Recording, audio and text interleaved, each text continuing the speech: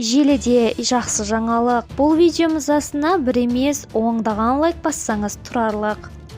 Жәрдемақы алатындар үшін жақсы жаңалық. Видеомыз астына бір емес мыңдаған лайк барсаңыздар дейді. Сәлеметсіздер ме қымбат көрермен, біздің арнамызға қош келдіңіз.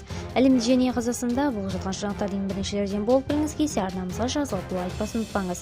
Мүгедектігі бар азаматтарға төленетін жәрдемақы мөлшері өсті. 2024 жылдың 1 қаңтарынан бастап мүгедектігі бар азаматтарға берілетін әлеуметтік жәрдемақы көлемі өсті. Аталған жәрдемақы көлемі ең төмен күнкөріс деңгейінің өзгеруіне қарай айтады. 2024 жылы ең төмен күнкөріс деңгейі 43.400 теңгеге кеңейтілді. Осыған байланысты мүгедектігі бар адамдарға бюджет есебінен ай сайын төленетін мемлекеттік әлеуметтік жәрдемақының мөлшері де көбейді. 7 жасқа дейінгі мүгедектігі бар балаға 1,61, ең төмен күнкөріс деңгейі 69.885 теңге. Бірінші топтағы 7 жастан 18 жасқа дейінгі мүгедектігі бар балаға 2,20, ең төмен күнкөріс деңгейі 95.495 теңге. Екінші топта 7 жастан 18 жасқа дейінгі мүгедектігі бар балаға 1,83, ең төмен күнкөріс деңгейі 79.435 теңге.